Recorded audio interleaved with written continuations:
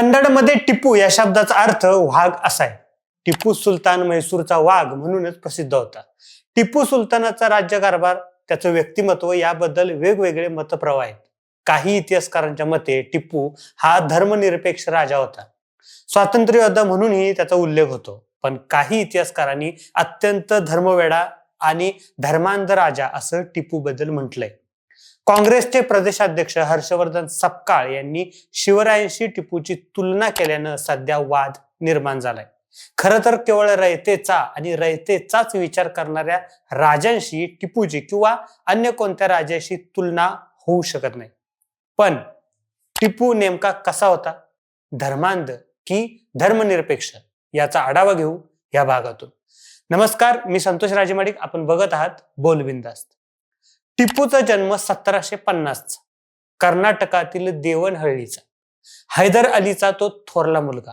1782 मध्ये हैदरचा मृत्यू झाला. त्यानंतर टिपू म्हैसूरच्या गादीवर आला. त्यावेळी तो 33 वर्षाचा होता. टिपूचे धोरण आक्रमक होते. अनेकदा त्याने इंग्रजांशी दोन हात केले. पण वेळ काळ बघून वेळ आली तेव्हा त्याने तह देखील केले.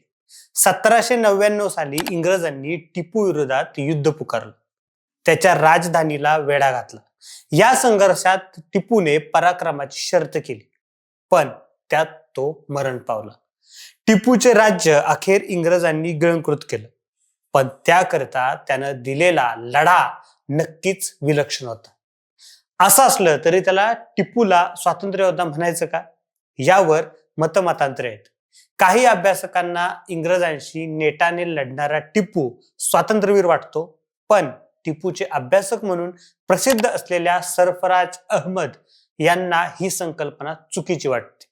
स्वातंत्र्य युद्धाची संकल्पना त्या काळात नव्हती.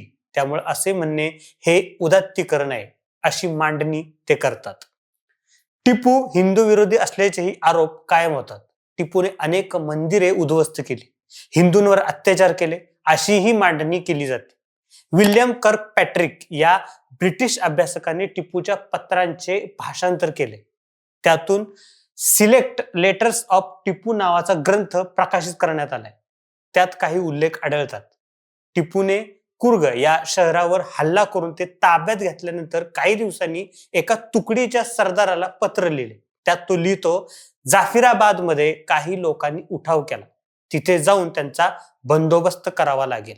तिथल्या प्रत्येक कायद्याला मुसलमान बनवावे लागेल, असे म्हटलंय.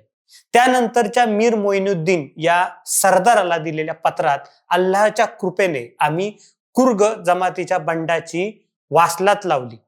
तिथल्या 15,000 लोकांना कैद करून त्यांची सुनता केली, असा उल्लेख आहे. त्यामुळे टिपूच्या व्यक्तिमत्वाला लावण्यात येणारा धर्मनिरपेक्षतेचा रंग अनैतिहासिक असल्याकडे लक्ष वेधण्यात येत आहे.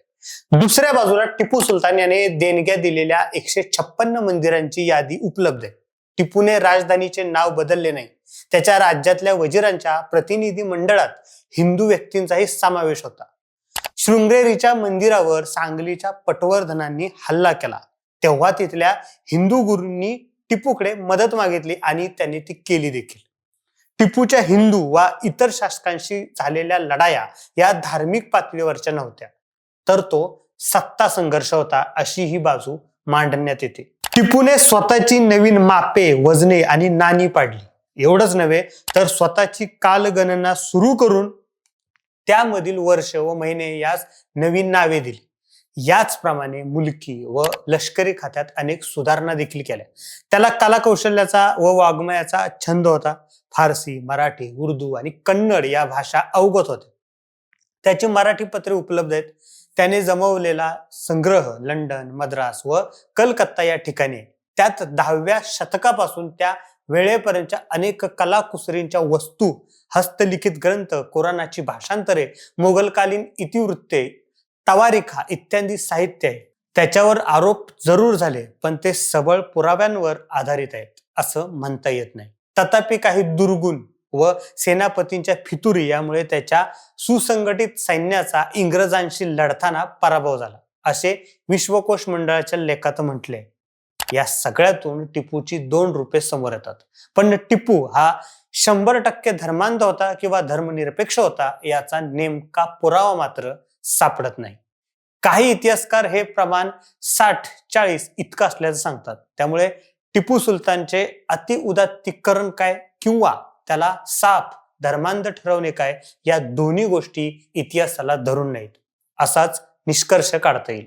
अर्थात शिवरायांशी त्यांची कदापि तुलना करता येणार नाही, हेही तितकंच खरं. तुम्हाला हा व्हिडिओ कसा वाटला हे कमेंट करून आम्हाला नक्की सांगा आणि अजूनही आमचा चॅनल सबस्क्राईब केला नसेल तर तो आत्ताच करा. धन्यवाद. जय महाराष्ट्र.